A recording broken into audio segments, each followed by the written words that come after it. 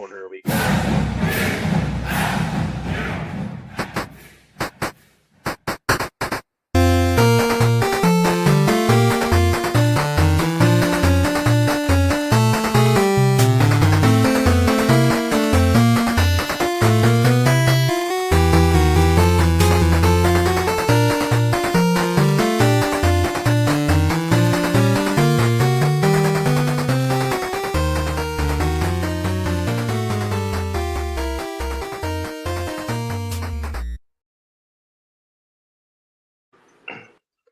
What's up? Welcome back, Guys. everybody, to Sons of Montezuma Spitballers. We're back. Indeed, we are. After the first week of softball, and now leading into baseball. So we're going to give you a rundown of what happened in softball, and then what's going on in baseball. Yeah. I'm I Sean, mean, I'm John. and and- this is Spitballers, where we Yeah. cover everything baseball and softball on the Mesa. All SDSU, everything baseball, softball. Yeah. I like your attire. I'm coming back from vacation. We got back from the doldrums that are the end of last baseball season, and I'm excited and ready to go for I just think this one. it's funny it rained today and you're in a Hawaiian shirt, but okay. You know what? I like it. I'm trying to put that energy out there. I don't want any rainouts this weekend. Like, Yeah, like, that would be a bummer. That would Yeah. definitely be a bummer. Luckily, it looks like, fingers crossed, we're supposed to wait until Monday until all the rain's supposed to Yeah. really come. So, here's hoping. but yeah, we'll talk a little bit about that. Last year's baseball was a thing.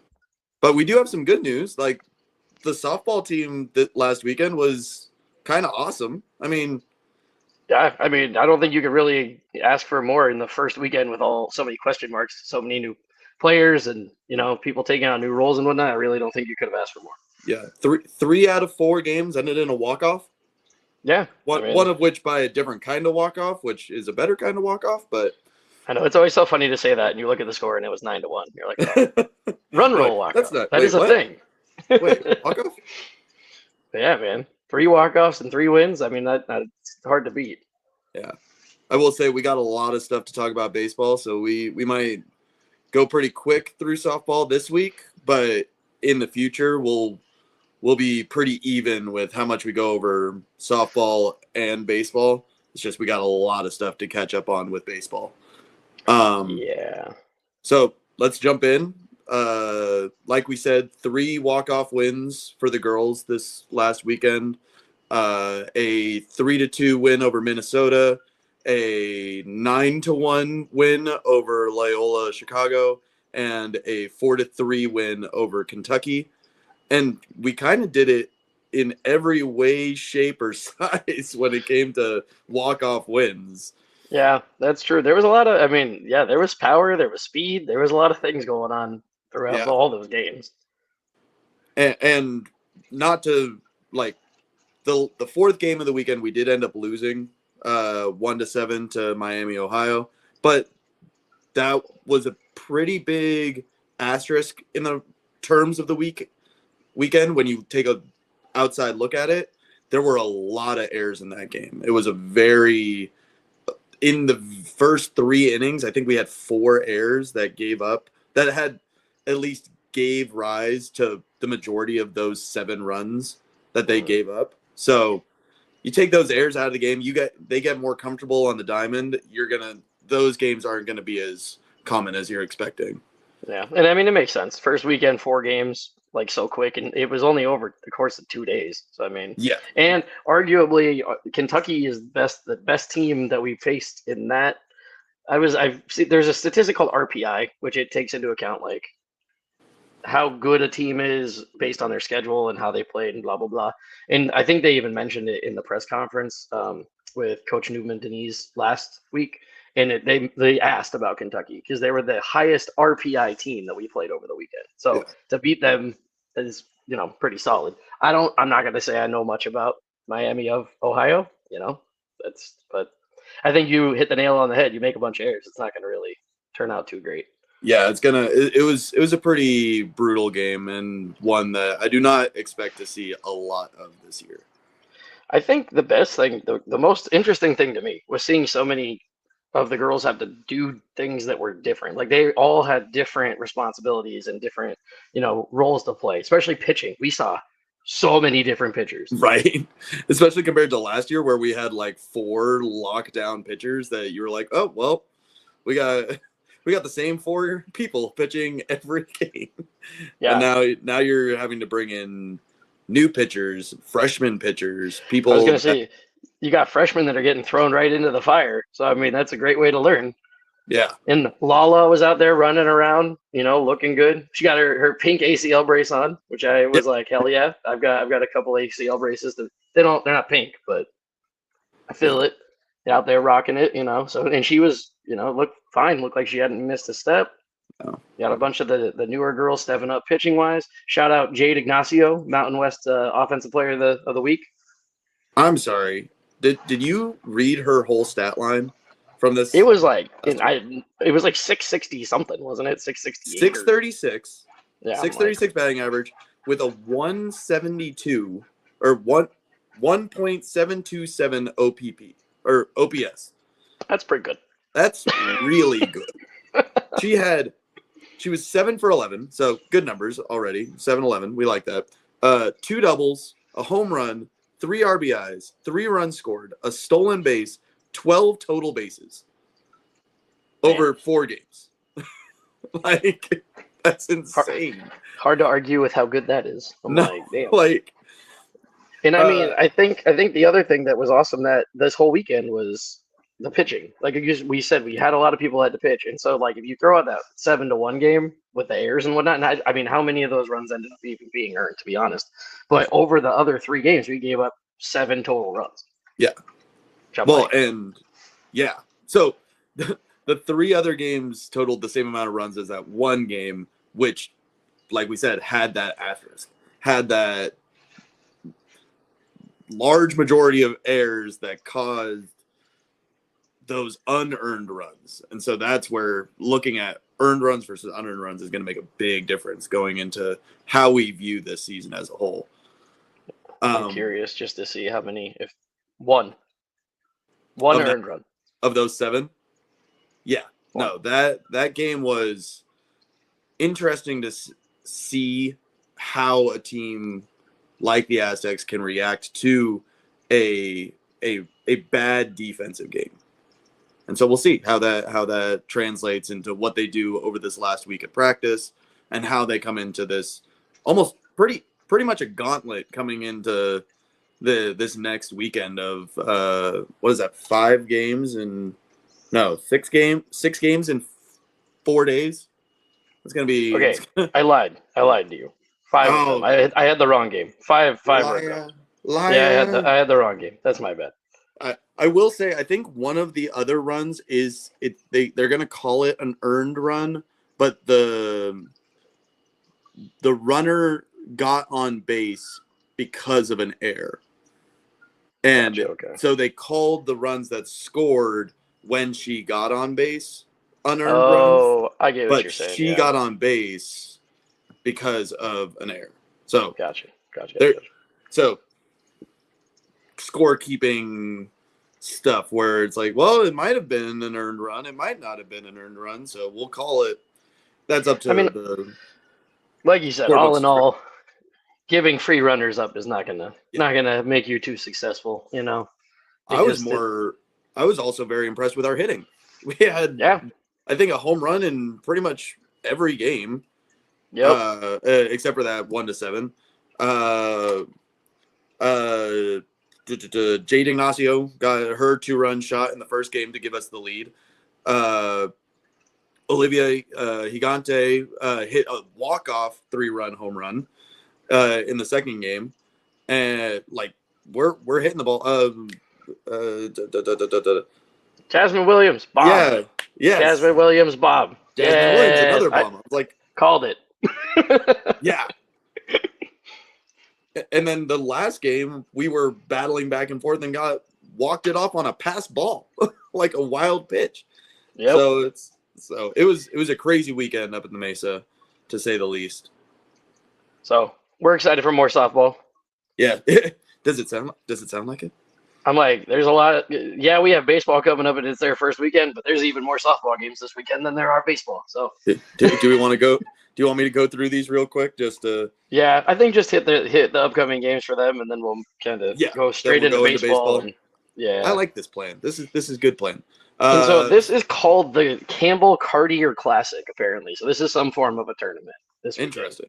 So if you go to games, you might have to buy like a ticket to the whole thing. You might not be able to buy a ticket to like an individual game, just as a heads up if you head out to the game. Yeah. So hey, we'll figure it out. We're probably going to at least some of these games. I mean, yeah. we'll be in the vicinity. Thursday, there's a 6:00 game against Baylor. Depending on how that goes, we'll be happy, we'll be sad, because we got to play them again the next day at 4:30 p.m. on Friday for the first of a doubleheader, where the next game will be against North Dakota at 7. That ends the games for Friday, when they have to get ready again for 2 more games on Saturday. First one against Fordham at 2 p.m. I'm like, I don't know. It's one of those two. That sounds like a British soccer team. I don't know. And then at 7 p.m. they go up against Oregon State, which is going to be a pretty solid matchup and prep for the upcoming Pac-12. That also, Saturday being Valentine's Day, they are doing a giveaway.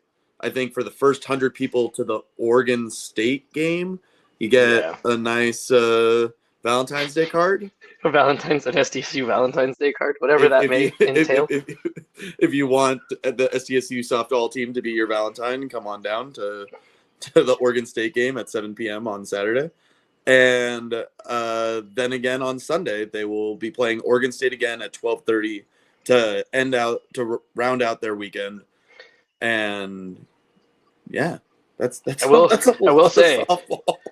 Be prepared. So Saturday is Valentine's Day, obviously, but there's a lot, because you've got softball at 2, baseball at 5, softball at 7, and also men's basketball at 7. So that's the other thing. If you plan on going to the Oregon State game that we're playing Saturday night for softball, just be prepared.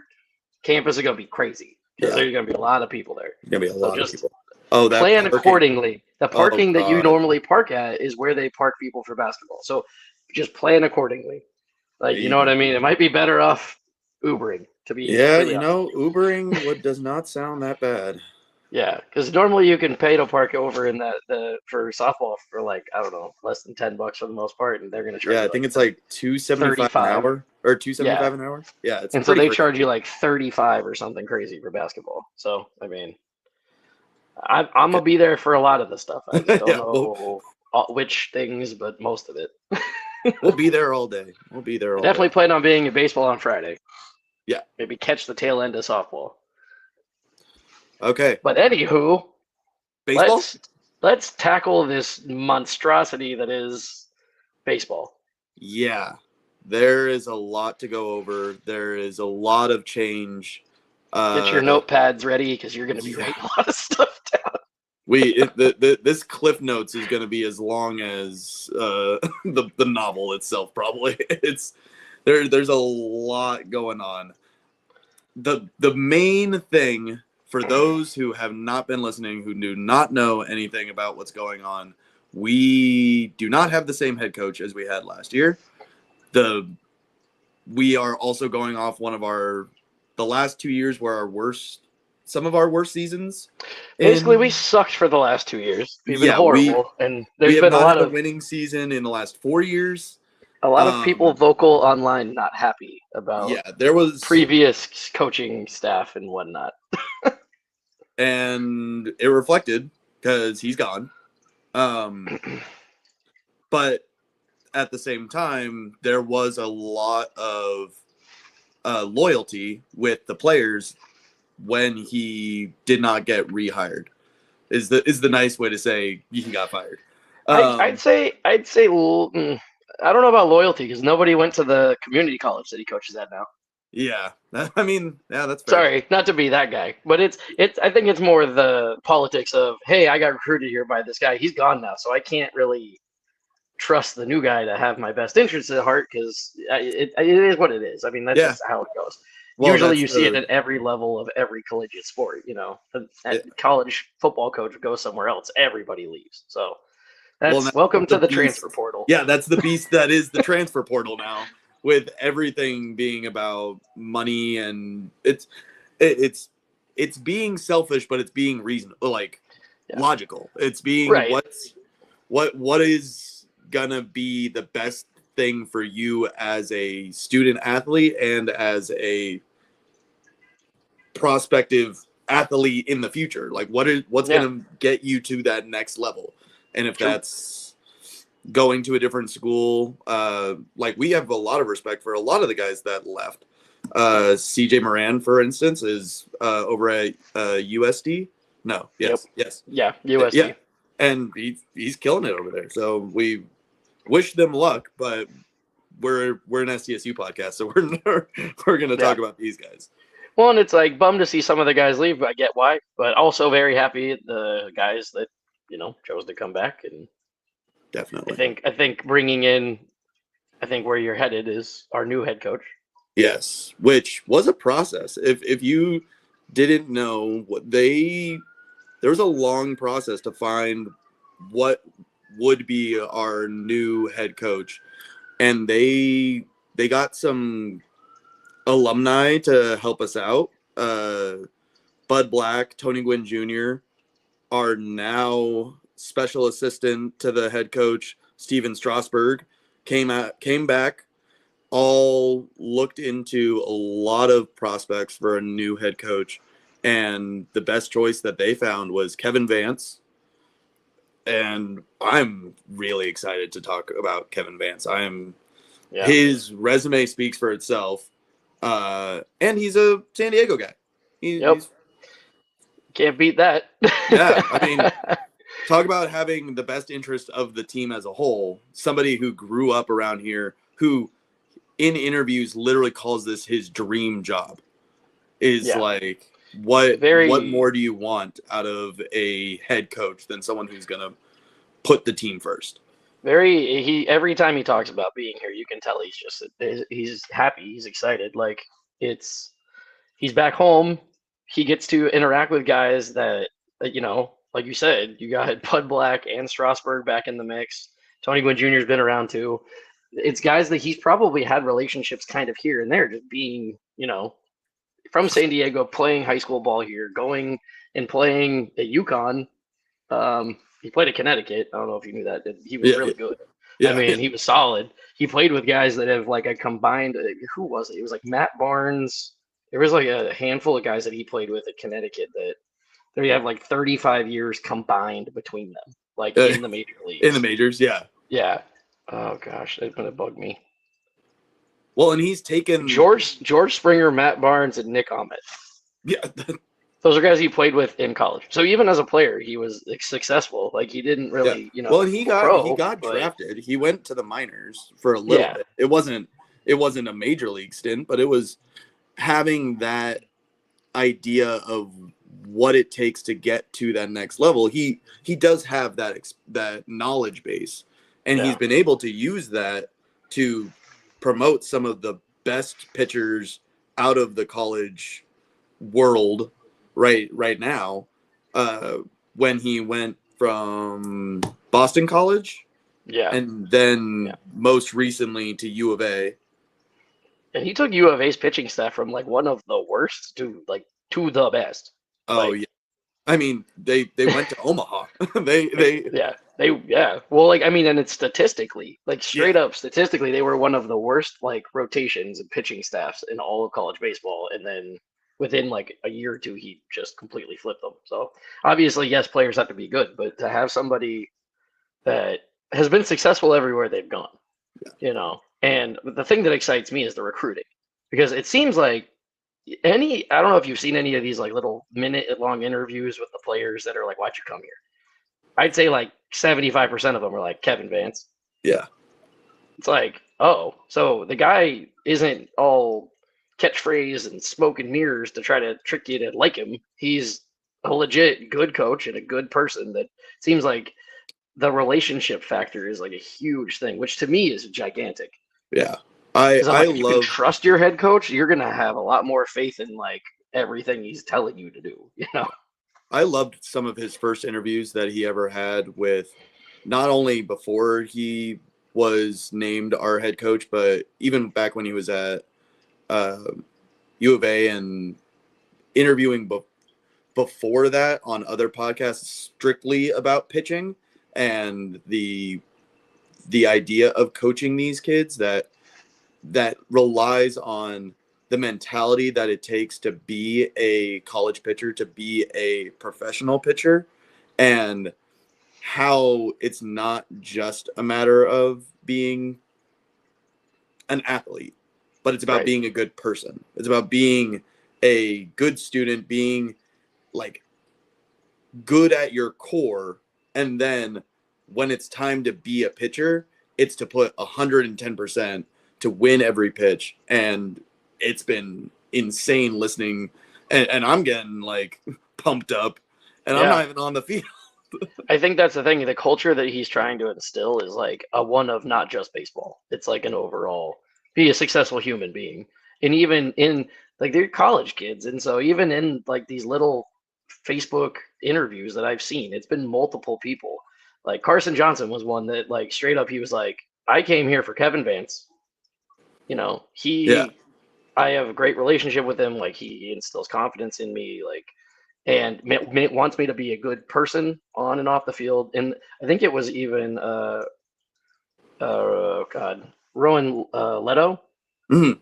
said like even since I've been here with him, my grades have improved. And I'm like, it's Well, just like I mean, things that you don't, as a fan of a sport, you're not thinking about that part, but like that's a big part of what goes into how do you be successful on the field if there's other stuff off the field that's also causing you issues. But if you're successful off the field, it's a lot easier to come to the field and just focus on playing baseball. yeah. Well, and I think that is interesting, especially because baseball is one of those spring sports where you have the majority of your college experience before you even like, yeah, there's fall ball, there's this off-season practicing that you're doing, but your season doesn't start until you've had a whole semester of school. Yeah. And so it's not like football where, yeah, you have summer practices and it goes into games, but you're kind of, if you're a freshman, you're thrown into the fire of, yeah, this is college, this is practicing, this is game time, this is all you've got. But baseball, you've got to you get to start with school, get good at school, and having a coach that from day one is promoting that side of it, and then being like, okay, we got to build up now of the fall ball into the winter workouts and being able to work with that and be a good coach enough to know that, hey, you got to take care of the personal stuff before you get to the diamond. Yeah. Do you have like one thing that you're most excited about because of Kevin Vance, like him being part of this? Like, is there? I mean, pitching. I mean, he's a pitching coach, so yeah, that. But I think his win every pitch mentality is something that we didn't see. Like, we had a pitching coach be our head coach the last 2 years, and we would go to games, and it looked to be honest with you, some of the guys looked lost up there. And it looked like it was a matter of we throw a ball and then we're behind and then we try and we get away from pitching and you just start throwing. Yeah. Where you're like, oh, I got to get it in a spot. And it's like, no, that's not that. There's a method to the madness. We walk so many people because my thing, I'm kind of in the same realm. The mentality that it seems like Kevin Vance brings to the table, because everything I see talks about his toughness. And in his press conference, he said, 5 seconds of focus, 5 seconds on, 5 seconds off. It's monotonous and it's repetitive, but that's baseball. So that's what he preaches. And I love that because I think that we got tons of guys last year that, it was definitely the pitching that was the biggest thing. But I mean, honestly, I feel like it was just kind of the team as a whole, because it would be the pitchers lacked confidence. athletes. They fall behind and then they try to pick around the corners. You walk people and then you give up. Then you have to pipe something because there's nowhere else to put anybody. And you Yeah. give up a freaking bomb or a double or whatever.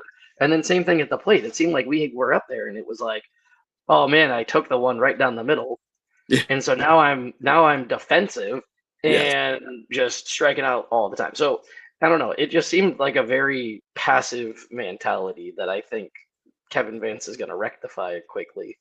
And the other thing is everything I've heard is about team. Mhm. Like, because there's such a mishmash of people where it's so many transfers and new guys to the team and camaraderie is a big part of that. Like that's what he's pushing, but that also means there's a hell of a lot of competition. Yeah. Like if you watched his press conference, there was not like, well, this guy's gonna start at first and this guy's gonna pitch every game and this guy. It was like, it was like everybody's good. We're gonna figure it out. Hey, you know who's gonna start the first 3 games? Because Kevin Vance doesn't. Yeah, you know right. Who's gonna start pitching? He's like, oh, I've got 5 guys listed, and it could be any of them. So I love that. Like it's interesting that I don't know, what a catchphrase that I took from my brother a long time ago was under promise, overachieve. And I feel like he's saying all the right thing. We want to win, don't get me wrong, but he's also not saying, hey man, we're going to be the best team in the Mountain West right now. Yeah. He's saying we have the capability of doing that. We just got to kind of put it together. Well, and to be honest with you, after watching the last couple seasons, coming into this season and hearing a coach be like, yeah, I want to take this team to Omaha. I never had that mentality when I watched them the last 2 years. I to be honest with you, I couldn't see us making a move for a super regional to host a regional. Not even. Like just trying to win a game. Yeah. Playoffs. You talking playoffs? So that was my mentality. I was like, bro, like, can we go to a game that we don't give up 18 runs and strike out 9 times? I was just like, oh man.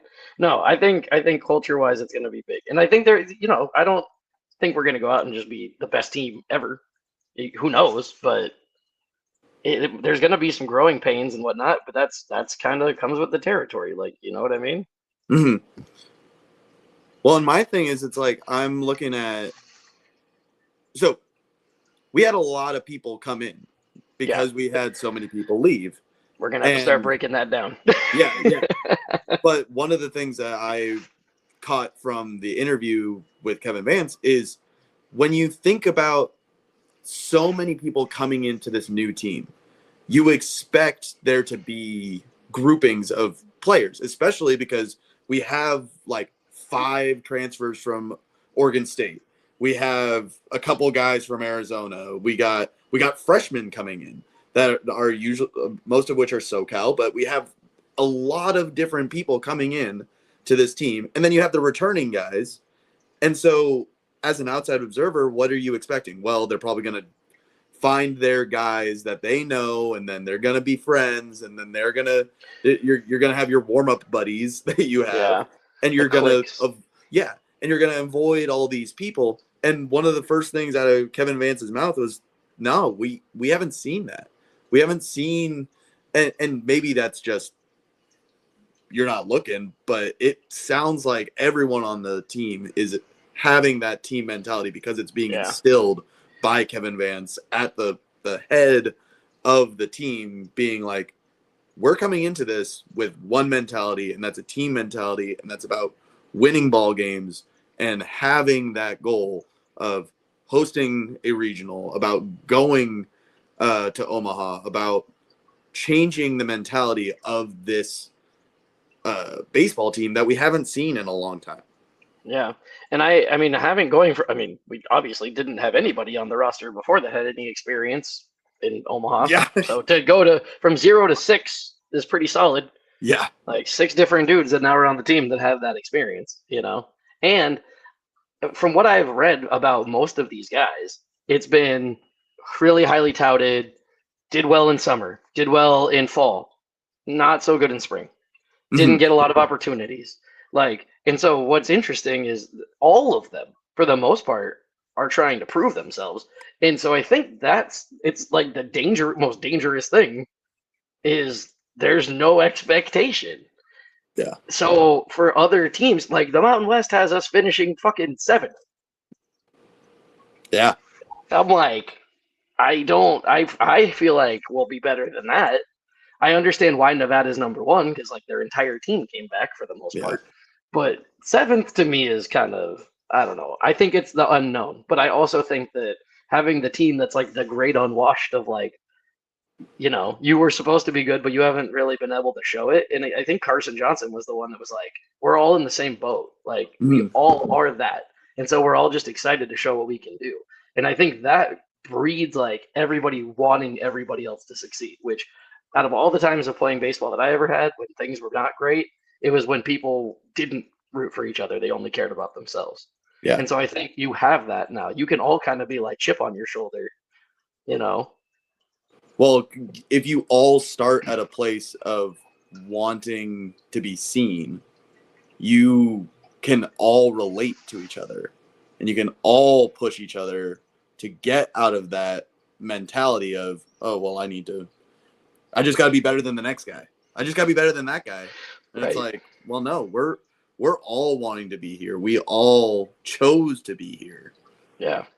And it's cool to have them all seem like they're excited to be Aztecs and raise that name, like the San Diego State name up. You know what I mean? Mm-hmm.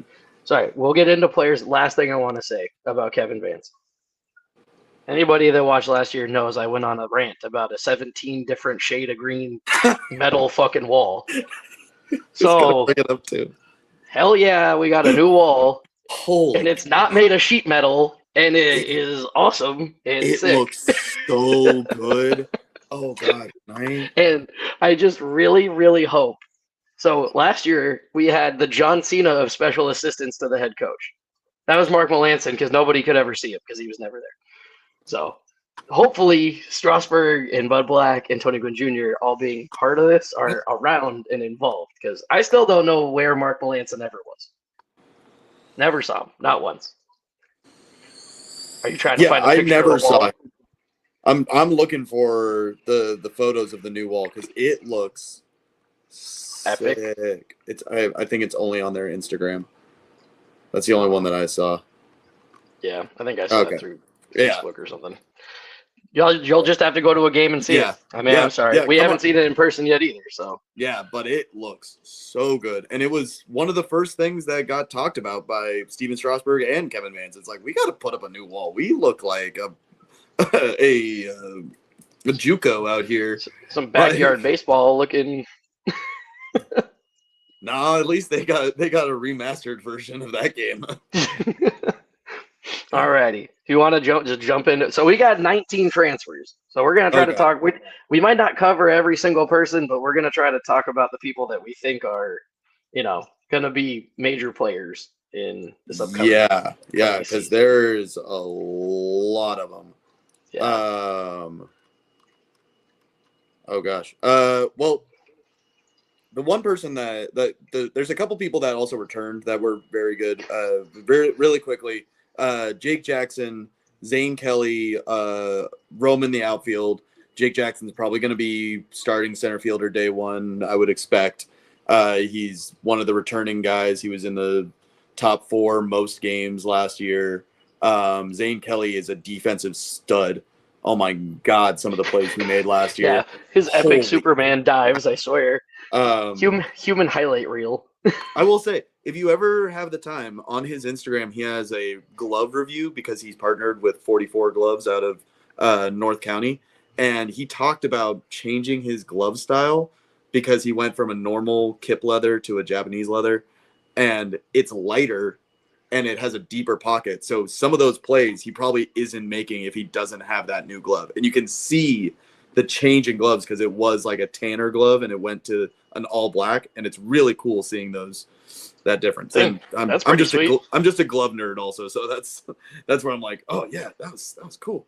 And then one standout returning guy on the bump, Aiden Russell, was a higher ERA last year, but looking to turn it around, and especially with Kevin Vance helping him in the bullpens and getting him the right mentality, I think he's going to be great this upcoming year. And he's what, fourth? This is his fourth year with State too. So Yes. someone that's Yeah. been around, you know. Yeah. What I saw, there was D1 Baseball had a preview of the Mountain West and whatnot, and one of the things that they said about Aiden Russell was that they think that he's going to end up being like our back end guy. Mm. Like he might end up being more of like somewhat of the closer role. So we'll have to see if that's the way that goes. But yeah. Okay. You want to start it off? Just sure. I mean, the number one pitcher that I've seen talked about a lot is Rowan Leto. He came from Arizona State. In the fall, once again, did great. Was amazing. In the spring, not so much. 10.8 ERA over 10 innings. He didn't get to play a whole lot. And so I think that's the thing. He's got a good his track record might not be great statistically, but the stuff that he has is really good. He throws 95 miles an hour. He's got a cutter that's got an incredibly high spin rate. So it's got, you know, both the speed and the spin, which, I mean, anybody that knows that little bit of a break with a little bit of a drop in speed can throw everybody off so hard that they'll swing out of their shoes and be nowhere close. D1 Baseball also is quoted as saying that, respectfully, as a pitcher, he's a great athlete. So that's good to know that he's actually an athlete, because you get some pitchers pitchers can be athletes? Yeah, just ask Mark Grant. But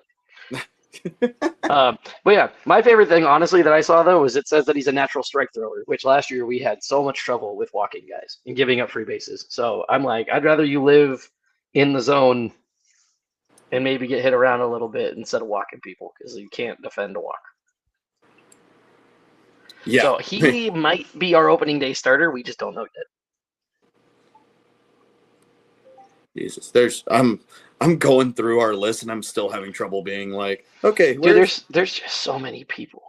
Like, and to be honest with you, it's good. It's good to have that many people that people are talking about and aren't just like finding a spot on the bench or anything like that. But there's so many of these guys. But our infield is all new guys. Like, for the most part. Well, we don't even technically know the corner infielders, really. Do you want to just talk about the middle infield, since that's something we know about? Yeah. Well, and what did we say last week? It was like the middle infield and center field are your real, quote unquote, real captains of the infield. They make a big difference for everything, you know. Yeah. And so, I mean, out of the people that transferred in, and it was pretty much confirmed last week in Kevin Vance's press conference that, you know, it was, oh gosh, I'm trying. Dawson Santana is supposed to be the starting second baseman, theoretically. He's a transfer from Oregon State. He's a junior. He is known for just having an amazing glove. Like, he defensively is supposed to be just, which is all you can really ask ungodly. of a second baseman. How many times last year did we see ground balls to second base that would bounce in and out of the glove, still make the play? Oh, yeah. But it was just like, I mean, there were so many. Yeah. D1 Baseball has it saying he's a diminutive second sacker, which I'm believing means doubles hitter, because I've never heard that before in my life, but I like it. I mean, you know, he'll probably be a good leadoff hitter. That sounds like a good two hitter right there. If you can get a guy that just gets on base, has got some speed, but then have that guy come up at the 2-hole and just hit a double, and now you got guys on second and third, that'd be awesome. Yeah. Or if he's fast, score a guy from first. You want to talk about our shortstop? Our most likely shortstop? Is that Trosky? Yep. Trosky. I gotta not say Jaden, because his name's Jabin, and it's really hard to not call him Jaden. So Jabin Trosky, also Oregon State. So that's the other interesting thing, is him and Dawson Santana both came from Oregon State, so they're familiar with each other too, being that core of the middle infield. Yeah, and I mean, he wasn't like, as a redshirt sophomore, he started 29 games. So he's not like, he wasn't sitting the bench. He wasn't that much. But 287 batting average, 12 multi-hit games, and can be moved around a little bit. Like, he started most of his games at third, but he seems to be a solid shortstop, and if we can have him platoon with a guy that he's played with before, that seems like I think, was it Vance in his interview said that they might be the best, one of, if not the best, middle infield pairs in the country? Yeah. Yep, that's exactly what he said. I mean, that's the thing. If you're familiar with each other, you can do a lot of stuff up the middle that a lot of, if you don't know your guy's going to be there because you're not familiar with him, it's a big change. So I think that's going to be huge. Jay Bentrosky was clearly the most highly touted transfer that we got. That was the one that was a huge deal. But it was funny because he came and then it was like all the other Oregon State guys kind of followed. Mm-hmm. I think we got to talk about the other guy that we probably know is going to be starting, and that is Batman. Batman. I want to call him Batman. His name is Zach Justice. Justice. Oh God. Every time he throws Mateo, where's the shirt ideas? Every time he throws a runner out at second. So Zach Justice is a catcher. He transferred from Oregon. But every time he throws somebody out, I want to just be like, Justice. It's not the protector we wanted, but the one we need. So he's projected to be our primary catcher. And he's got power at the plate and apparently is great at receiving for the pitchers. That's what it has been scouted as, which as the catcher in our grouping, probably attest to that's really important. I will say, as someone who's one of my favorite catchers, not a good hitter by any means, but Austin Hedges still has a job in the MLB because he is good at receiving. That's a good point. He still has a job in the MLB when he will have a hitting line of under 100 batting average and still have a role on a World Series winning team. He won with the Texas Rangers because he frames the ball so well. So if you have a guy behind the dish that can communicate well with the pitchers and be a good receiver and throw guys out at the that's your expectation of a solid catcher. Yeah. And we've nothing against prior catchers, but if that's what he's being touted as and he can hit, I'm gangbusters. Yeah, I'm like, it also says he's a good leader. So I'm like, that's what, how often is the catcher the captain? You know what I mean? So you just call him the captain. Never. So he's never the captain. Captain Batman. Captain Batman. I don't know. Super I love Batman. it. I think it's hilarious personally, but that's just me. But and I mean, it doesn't look like he's the only good catcher. We've got two other guys we got a 5th-year senior who is probably more, maybe not, I don't want to say Hedges because I feel like that's an insult to everybody because Austin Hedges sucks. That's not. I like Hedges. But Gage Adams is 5th-year senior. He's supposed to be amazing on defense. Hitting isn't his main prowess, but I mean, that's a solid 2. You know what I mean? And then you've got a 3rd-year sophomore that's Anthony Marnell the 4th, where he just came from. He went from Oregon State to the College of Southern Nevada, and now he's with us. And he's a switch hitter, and he's also huge, 6'3", 210. Damn, that's a big boy. That's a big boy. So I mean, that's 3 solid catchers that you've got. A lot of times you only have one, and then you got kind of who knows what behind it. So all newbies, but all goodies. Yeah, well, and that's kind of the thing is if you can.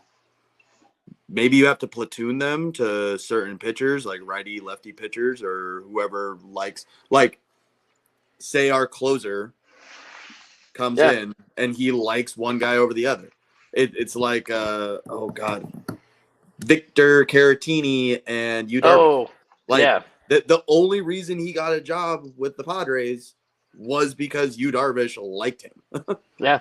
And I mean, it's a big thing. Pitching is so mental. So it's like if you trust the guy that's catching you more than the other guy, then that's going to be a huge part of it. So, Yeah. and the other thing that's nice too is if Zach Justice is a big bat, then if you just need his legs rested, he can just DH. Yeah. It's, Yeah. Well, or if you want to have him DH, and then if you need somebody to come in, like if somebody gets injured, like then he just slots in there, and yeah. you have enough depth at pitchers because we're a pretty large roster comparatively to softball and other college Oh sports. yeah.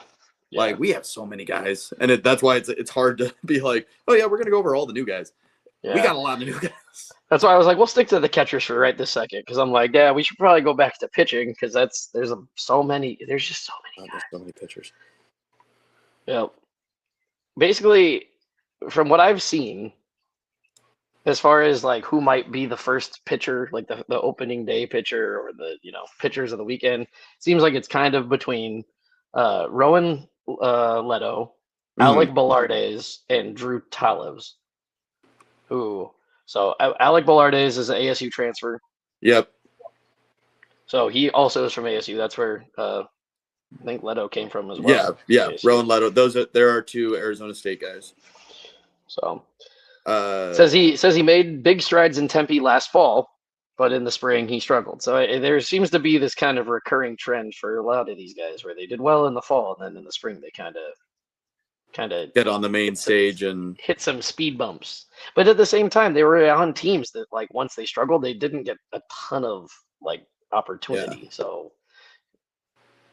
as is the way in what is a very political sport like baseball, where it's you survival of the fittest is the rough way to say it, but it's also like, what have you done for me lately is the big thing. I mean, look at the pros. That's exactly how it goes. I mean,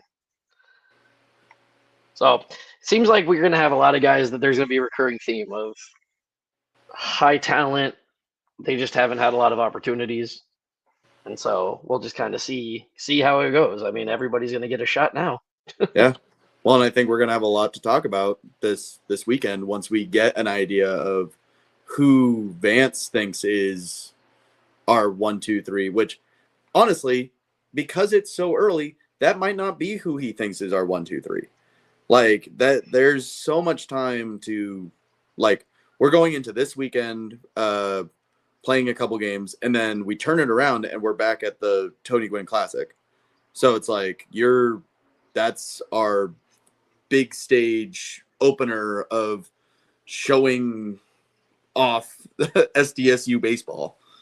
It's like we got a lot going for us right now, but this weekend is kind of a coming out party to see what we can see of who we got new. Who's like you may have guys not go 5, 6 innings because it's the first game of the season. Yeah, like could be everybody just getting their feet wet, trying to get everybody kind of some experience and involved and comfortable. Yeah, you can only do so much with a bullpen and live ABs with your own team. Yeah. So other guy that we got transferred in, Drew Talebs or Talebs. Yeah. Is I guess how you pronounce it according to Kevin Vance's. Because he called him something. He said he mispronounced it. And he corrected himself. I remember seeing that. But so Oregon State transfer, another one of the Oregon State transfers. There's a couple of them. But I mean, 92, 93 fastball. It says his curveball is good. Sometimes he doesn't have it that day, but it says he's got a lot of really good arm talent. And so he could be as good as anybody on the in the rotation or in the bullpen, no matter where they put him. Gosh. We talked about Aiden Russell, so he came back. I'll talk about somebody, if you want to look up somebody you want to talk about. Carson Johnson, someone that gets me excited because he just seems... I think he could be the guy that because he followed Vance, he becomes uber successful. Is he from Arizona as well? Yeah. So he transferred from Arizona, and it's his 3rd year with Vance. Yeah. Did you talk about Bryce McKnight already? No. Okay, then I'll go ahead. Sorry, continue. Yeah, no, you're fine. You're fine. I mean, in those little short interviews, I know I've mentioned Carson Johnson a lot. He's the one that said so many things that were about Kevin Vance that made it seem like if it wasn't for him, I mean, that he was committed to following Vance wherever he went because he thinks that Vance is the key to his success. Um, he even in one of the little interviews said he hit a brick wall at one point with Arizona, and he thinks that coming here gives him new opportunity, and now, Vance will help him continue to grow. And he was also one of the ones that said that it's about everything. It's about the team camaraderie, doing good at school, like being successful as a person. And I'm just like, the way he talked, he seemed way more of a grown man than a college kid, if that makes sense. Like, Yeah. he seems very focused. Also, he's 6'4". Like that. I mean, that just gives you the reach. You know what I mean? So that can be awesome. You can throw 95 with a good changeup. I'm like, it's good changeup. He gets me. I'm excited for him. I think he could be one of. If he's not a starter, I could see him being dominant out of the bullpen. Yeah, well, and that's kind of what I was looking at from Bryce McKnight, another guy from Arizona that followed Vance and seems to be one of those guys that is going to be out of our bullpen, being not having a lot of opportunity, but when he did, he was higher strikeout to walk ratio, which we like that.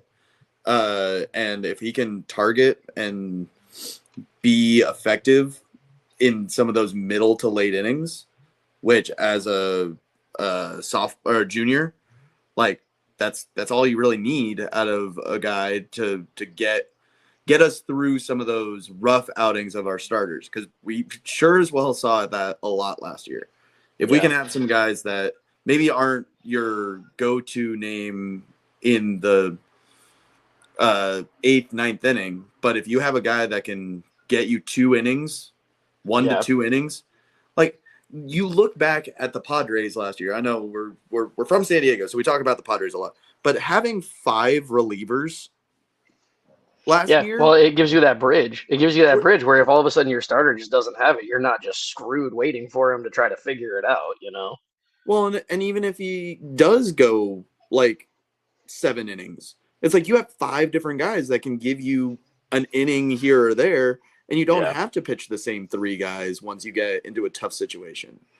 Yeah. It can be a 1-run game, and you're still having this expectation of, hey, we're gonna win. We have no issues because we know that this one guy can pitch, get us 3 outs. If you can get us 3 outs and not give up a run, I'm gonna be a happy camper. Yeah. Another returning pitcher, Evan Miranda, is coming back. He's a junior. He had 25 appearances last year. He walked a lot of people. He had a 15.4% walk rate. So that's kind of his biggest thing. When he doesn't put guys on, he does okay. So we'll see if Vance can kind of help correct that. Let's see. Ariza's back. Who? Isaac Ariza. Senior, 18 relief appearances. I mean, issued 1 walk or less in 12 occasions. Yeah, I mean, what? Oh my God, there's so many guys. So many guys. But Isaac Ariza is back. Oh yeah, okay, I recognize him. That's interesting. The D1 report didn't talk about him at all. Yeah. Somebody that Vance talked about in the press conference, Simon Lemke. So he's a JUCO transfer that apparently throws funky as hell. Yeah. Okay. Yes. I have comments after you're done. Yeah. No, go ahead. Yeah. Right-handed sidearm pitcher. That's all I got for you. That's all I got. Well, so that was the thing. I was listening to that interview as well, and he was talking about how we have guys that are coming out of left field where it's like, yeah, you have a lot of guys that pitch over the top and throw hard. Like, you can throw 95. Cool. That's awesome. A batter can go to a batting cage and have a guy throw up over the top 95, and it's called a pitching machine. That's right. That's fine. you have a guy coming out of left field throwing 92 and it's coming at your shin. Like it's something that's different. It's something that's going to mess up your timing, and having that wide span of different arm slots and different spin rates, different rotational motion that you're getting out of all of these wide collection of pitchers, it's going to be crazy this year to see if these guys can perform. And like I said, all you need is 3 outs. Get us 3 outs. Yeah. Like let the offense do their thing. If you can, the fact that college baseball, at least of my knowledge, does not have a minimum amount of batters that you have to face like there is in the pros. Oh, right, yeah. Where you can pitch to a couple of guys. You can and if a coach is good enough at understanding and reading a lineup and being like, okay, well, these guys, they decided to put 3 righties right next to each other. Well, let's give them a lefty or a righty and see if they can mix it up. Yeah. I mean, we should probably move into position players soon. I will say the only other people that I've seen really any information about as far as like JUCO transfers, Nick Falla is a JUCO transfer that's coming from Allegheny College of Maryland, which I've never heard of. But apparently his numbers were it's community college, so who knows? But he was 10-1 with a 1.38 ERA, 4 complete games, 78.1 innings pitched, 108 strikeouts, and a batting average against of 155. So he could be good. What? Yeah. It's literally quoted as saying these are video game numbers. That's how good they are. They're just absurd. They're just crazy. That sounds like my MLB The Show create a player. What? 108 strikeouts to 23 walks. That's crazy. Well, and that's something that you can kind of control. Yeah. That's not if they hit it, that's something, but it's like at least you're putting it in spots where you're not giving up walks as much as what you expect. That's crazy. Stats. Yeah. Who? What was that name again? Nick Falla. I think it's Falla. It's a double L, so unless it's Falla, Falla. Falla. It would be awesome if it was Falla, Nick Falla. Yeah. No, it's probably Falla. Other than that, we got 2 freshmen that I've seen. Jake Fraun. He went to Huntington Beach High School, and then I'm gonna so butcher this. Kalani. It looks like Yaragui. But he's from East Lake. He's from East Lake High School. I want to say like Uruguay, like the country, but that's probably completely different. But it's with a J in the beginning, so I'm assuming that's not. It's Yar. I think it's Yaragui because it's UI, but I don't know. So he went to East Lake High School, so hometown kid. So he's a freshman too. I also do love how Kevin Vance, when he was talking about choosing the schedule for this year, he's like, I want to play UCLA and USC because I want to play the other teams in SoCal. So if we do well against SoCal teams, recruiting wise, people will be like, oh, I want to play for the best SoCal team. Yep. It's like, okay, so you have the mindset of recruiting, and it's very similar to that of softball and Stacey Newman Denise, where it's like, we want to be the place that people in SoCal gravitate to. Yeah. And he made a point of that when he first showed up, that he was like, we need to recruit locally because there's just a gold mine of people here, and we haven't been getting it. You know what I mean? Last but not least, I guess there's 2 more. Connor Shaw is coming back from last year. Nice. 0-2, 5.89 ERA. He was kind of middle of the pack, nothing too crazy. There was a lot of middle of the pack guys last year. Yeah, I mean, he's only a sophomore, so I mean, hopefully he can build on that. But one guy that I just love, that his name is Colton LaFave. Yeah. I don't know why, but LaFave, I feel like is just perfect. It could be a nickname. Who's your fave? Oh, LaFave. You know. Oh yeah, you know LaFave. And look at that mustache. Oh my God. Yep, he's got the Raleigh finger mustache. So I'm like, I don't care. I hope he does basic. He was at Central Arizona College. So JUCO transfer with a Raleigh fingers mustache. I'm completely on board. It 52 did say he had 2-year K9 of 13.5. So supposed to strike out a lot of guys, according to Region 1 championship for Central Arizona College. Yeah, solid. Solid like, guy. now we gotta get into everybody else. I'm sorry this is so long, but man, there's just too That many being dudes. said, we're gonna get it all out now, and then every week when we come in, you'll be like, "Oh yeah, that's the Raleigh finger mustache guy." Yeah, Yeah. that's like that's LaFave. Yeah, Yeah. that's Batman behind the Get plate. your Like we're trying to get all our nicknames out. So Oh man.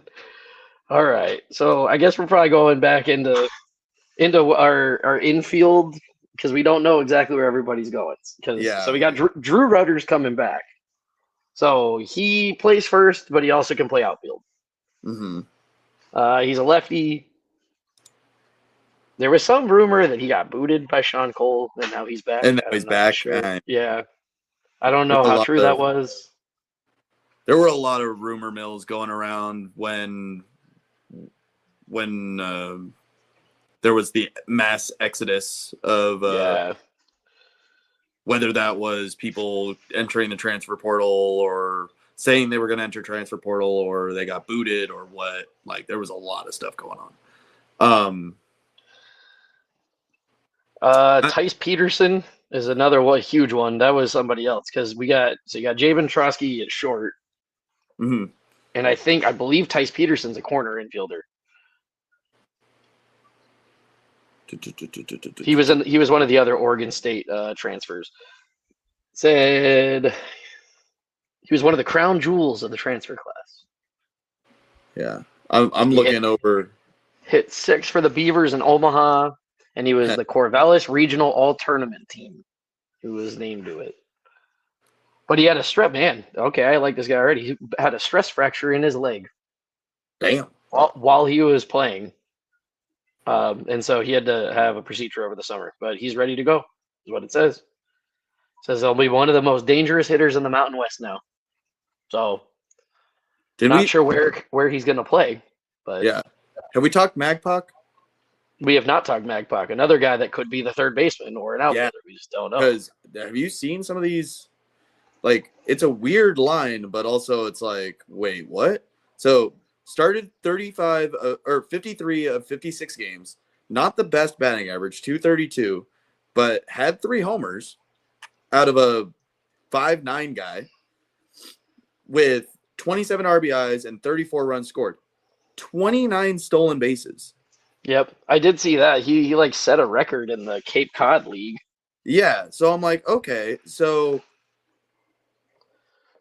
he's 4th in runs, 6th in RBIs.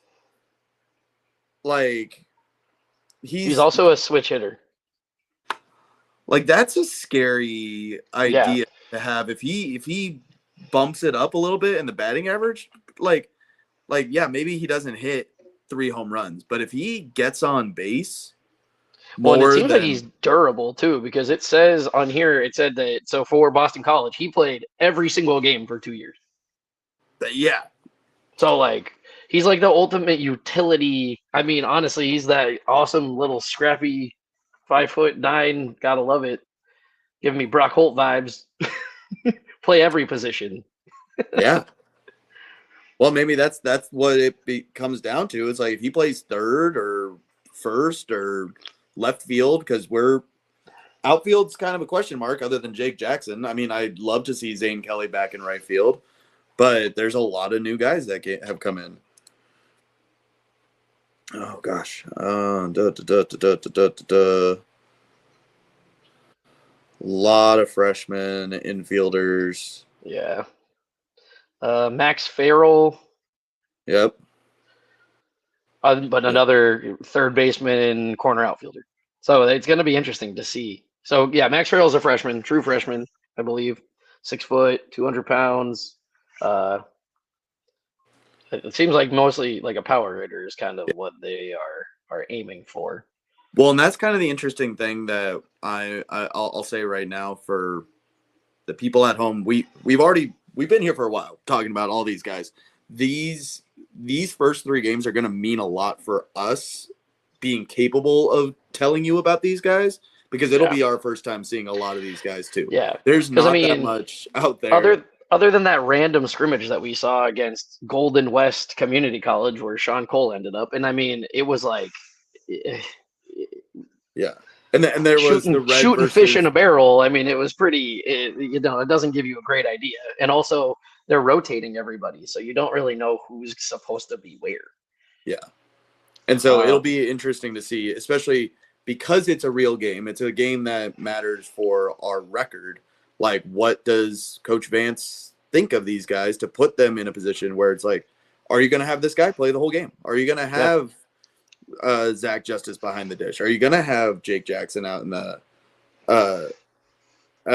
outfield the whole game? Are you going to DH a guy? Are you going to? Yeah, we're having to make a lot of assumptions, you know. And I mean, also, we don't know if anybody's banged up because of all the practice and stuff. People might not be 100%. You just don't know. Something that won't really matter until next season. Another Oregon State guy that we got was Levi Jones, who was supposed to be a big power bat, and he was projected to basically play right field and kind of be our 3-hitter. So, big loss, but he had to have Tommy John, so he's out for this entire season. But I think the big thing for him is coming in, being part of the Pac-12. Yeah. Well, and he'll redshirt, so gives him another year of eligibility and just see what we can do with these guys in what should be a better baseball conference. Yeah. Don't get me wrong, Mountain West is the Mountain West, but when was the last time the Mountain West has been to a super regional? And that's just a blanket statement, but like Oregon State, they're moving the mark. They're like Washington State hasn't been doing much recently, but yeah. I mean, Oregon State's a perennial winner. I mean, they're just known as having an epic baseball program that's just been a thing for a long time, Well, and so I mean, look at us right now. We're like, oh yeah, we got 5 dudes that came from Oregon State. So it's gonna be crazy. It's gonna be interesting to see what comes out of this new era of Aztec baseball. Of like, what's it gonna be? I'm expecting a lot of this year. I think there's a lot more to be said once we see guys in action, and the best thing to do is come out and see them yourself. Yep. I think there's a lot more hype than there was last year. I mean, last year it was just plotting. There was no excitement. Literally in the few months that Kevin Vance has been our head coach, he got us a new fence. He has been doing stuff for, raising money for the program, wanting to bring people from the community into the program. They did that dinner on the Diamond. You have Strasburg back. Yeah. I mean, that lineup of guys to go. Steven Strasburg, Xavier Nady, Bud Black, Tony Gwynn Jr., Mark Loretta, Phil Nevin, Ryan Klesko. I was like, what? Yeah. Like, you pulled famous San Diegans from Padres, that have no real tie to San Diego State, but you were able to bring them in. You know what I mean? That's huge. Well, and I think that's the other thing is having Steven Strasburg be a guy that, he had his time on the Mesa was legendary. And talk about the last time there was a sellout at an SDSU baseball game, probably. Yeah. When Strasburg pitched last. Yeah. Well, and the hope is, and everything I've been seeing is that he's going to be a face of the Aztec baseball program. He's not going to be a Mark Melanson where it was like, oh, Mark Melanson's going to be on the team. That's cool.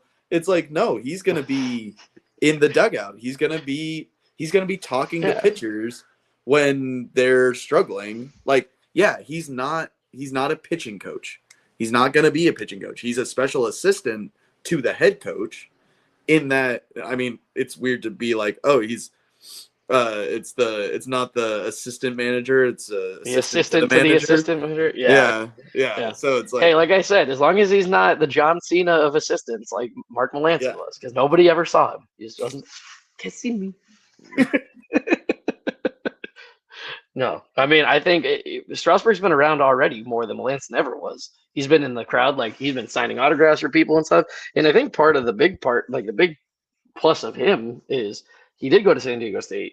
He was successful here. He went on to achieve amazing things, and he honestly wasn't supposed to. Like he wasn't supposed to ever flourish into being as good as he was. You know what I mean? Yeah, Like coming out of high school, he was not amazing. He was pretty good. Like we were his backup school. Like, which is kind and of so I think it gives perspective that he can give to the kids now that, you know, this is how it goes and how to handle the different aspects of all of it, and you know, just kind of walk them through it. The things that people don't think about, you know, to deal with his injuries the way he did in the pros, the expectations that you have put upon you, and how he was able to deal with that and still end up being a quality pitcher, a World Series MVP. Like there were definite times early in his MLB career where there was expectations of that he was never going to pitch again. Yeah. At least what I was seeing, where it was like, oh, you didn't finish your first season because your arm got messed up. And don't get me wrong, it was because he threw nasty stuff and he had a slider that would break off the plate like nobody's business. But it's like, yeah, the what you're throwing is not compatible with the human body.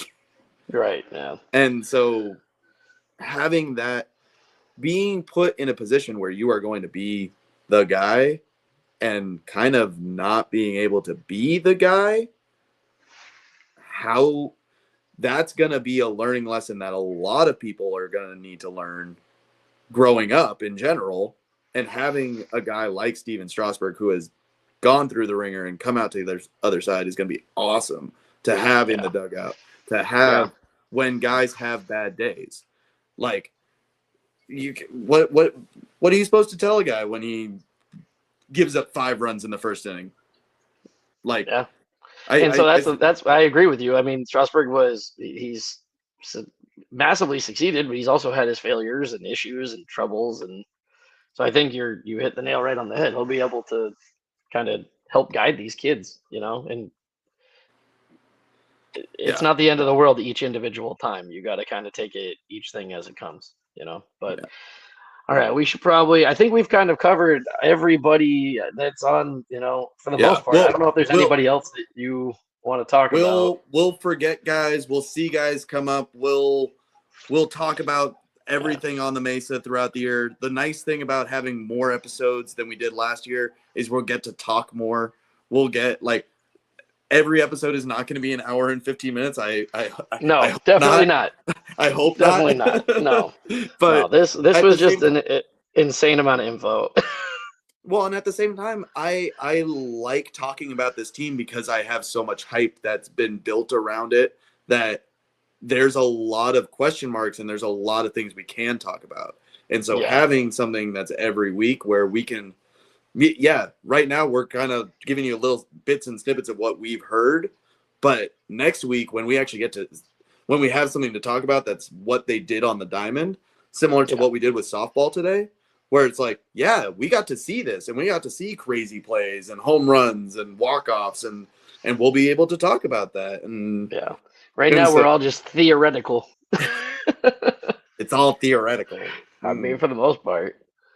But only other transfer that I have seen anything about is there's Reeve Boyd, who's a third-year sophomore, redshirted at Oregon State, and then went to UW, which, boo, UW. But I guess it says he can play first and possible utility. He's right-handed, so somewhere probably in the infield. So another kind of question mark. But do you have one guy that you're the most excited to kind of see what happens with him? Middle infield, to be honest with you. Just I want to see. I like defense. I like seeing a quality defense. I like seeing as a catcher being able to have a one-on-one connection with your pitcher and knowing that you can trust your outfield, trust your infield. If I'm talking with my pitcher and I'm like, hey, give me a sinker low and inside, and he rolls over, I want to have faith that my shortstop is going to turn a double play or he's going to get that out. So it's going to be interesting to see this year with Trotsky and... Oh, sorry. The dog's losing it. I said Trotsky. Pavlov got involved. Yeah, Trotsky and Santana. Yeah, where we're going to be able to see these guys out there and see how well they work together and having that connection of coming from their prior school and seeing how that works in the field. I'm excited to, at least. That's my 2 cents of what I'm expecting. And then you've got me who loves offense. Yeah. Dingers. For me personally, I mean, I'm excited to see a lot of these new guys just to kind of see how they play out and what their strengths are, because I just don't know. I've read about them, but I mean, what does that really tell us other than numbers and past successes? But for me, because we got to see him last year, I'm really excited about Jake Jackson. I'm excited to see, like, how do I put this? We watched Padres baseball for a long time.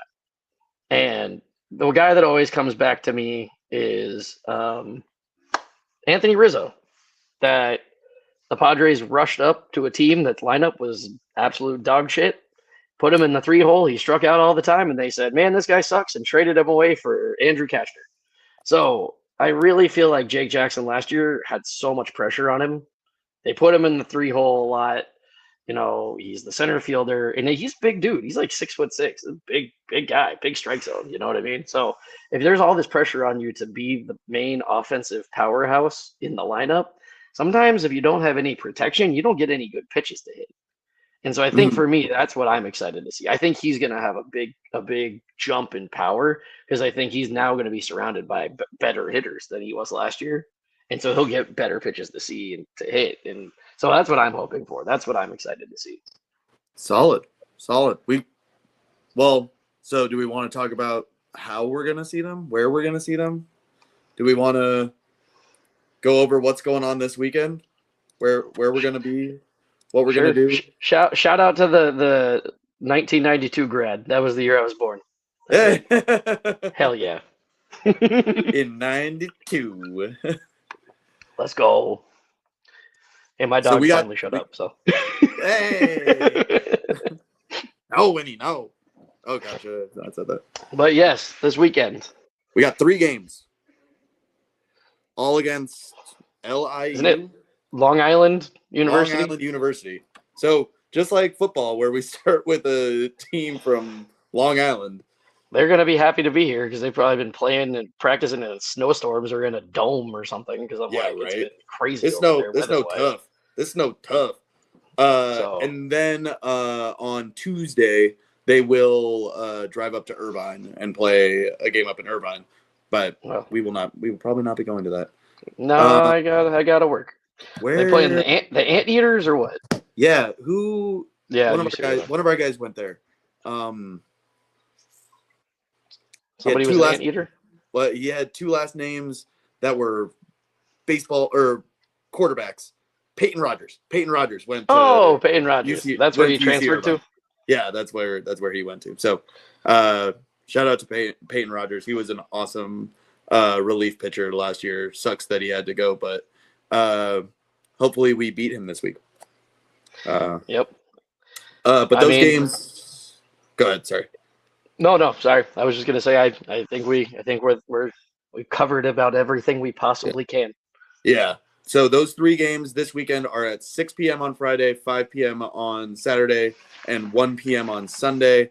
That being said, Saturday is the Valentine's Day, so happy Valentine's to everybody. But it is the massive SDSU Sport Day.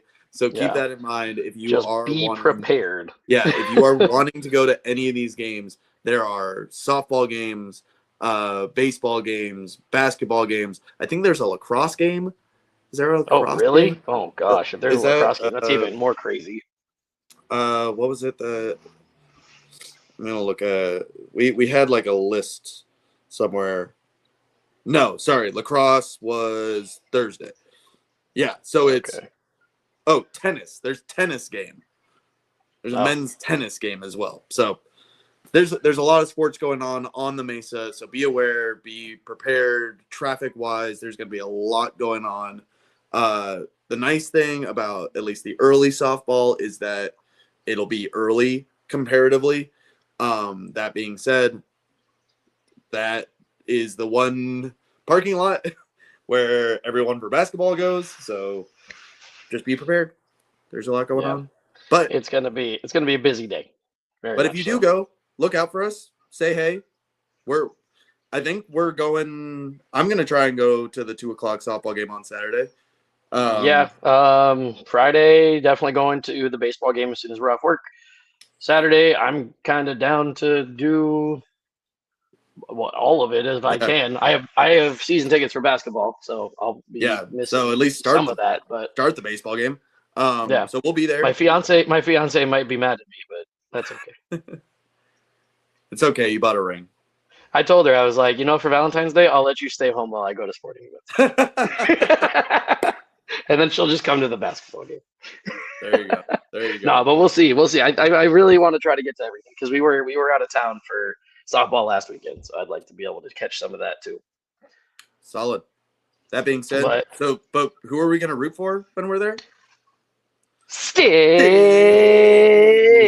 Duh. That being said, check us out on all the social medias, Twitter, Facebook, Instagram, and then listen to us on Twitch, YouTube, Spotify, iHeartRadio, Apple Music, and on the Sons of Montezuma website, where you can check out all of the articles coming out from Mateo and all of the writers we have here, and check out the merch. There's a lot of merch. Hopefully we can get NIL stuff. Yeah, hopefully we can get some Spitballers stuff, that like some jerseys or hoodies or something. We'll talk with Mateo. Zach the Batman Justice. Yeah, the Batman. Justice. I'm so sorry. I just love it so much. Thanks for hanging in there with us, guys. I know. Oh, and yes, and the Raleigh finger mustaches also. LaFave. Yes. Thanks for hanging in there with us. I know it's a lot. John kind of nailed it earlier. We're gonna try to do every week now this season, so we won't be going so long. Be able to kind of just hit the points and give the rundowns and whatnot. But like and subscribe everything Sons of Montezuma. We are Sons of Montezuma Spitballers. I'm Sean. That is John. If you have questions, any comments, whatever, send them Mateo's way, send them our way. Mateo's got his hotline for his other pod, so call the number up, and maybe he'll direct the phone calls our way. But go Aztecs. We'll see you in a week, I think. Yeah, there we go. Okay, see you guys. Night.